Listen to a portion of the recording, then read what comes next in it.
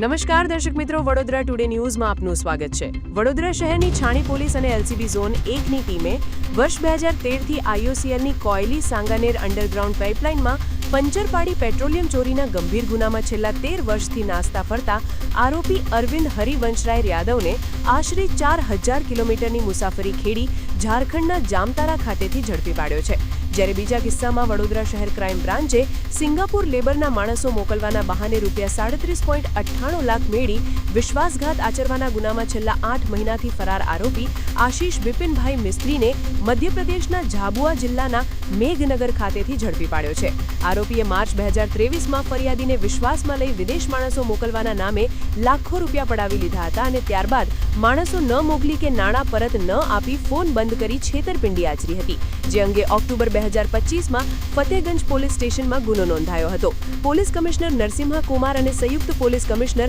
Nilesh જાજડિયાની સૂચનાથી crime બ્રાન્ચની ટીમે technical અને હ્યુમન સોર્સની મદદથી વોચ ગોઠવી આરોપીને હસ્તગત કર્યો છે અને વધુ તપાસ અર્થે ફતેહગંજ પોલીસને સોંપ્યો છે। આ વર્ષ તમામ લેટેસ્ટ અપડેટ માટે જોતા રહો વડોદરા ટુડે ન્યૂઝ। નવું વર્ષ એટલે કે વિક્રમ સંવત 2082ના શરૂઆતથી વડોદરા ટુડે ન્યૂઝ ચેનલના ગુજરાત રાજ્યના તમામ શહેરના તાલુકા જિલ્લાના દર્શક મિત્રોને ખાસ વિનંતી કે અમારા વડોદરા ટુડે ન્યૂઝના તમામ સમાચાર જોવા માટે હવે અમારા ફેસબુક, યુટ્યુબ, ઇન્સ્ટાગ્રામના પેજને લાઇક કરો, શેર કરો, સબસ્ક્રાઇબ કરો અને કોઈપણ સમાચાર અને જાહેરાત અને તમારા વિસ્તારમાં કોઈપણ જાતની ગેરકાયદેસર પ્રવૃત્તિઓ ચાલતી હોય અને ભ્રષ્ટાચારની પોલ ખોલવી હોય તો અમારા વોટ્સએપ નંબર 9687328624 અથવા તો 9687906224 પર સંપર્ક કરવા વિનંતી।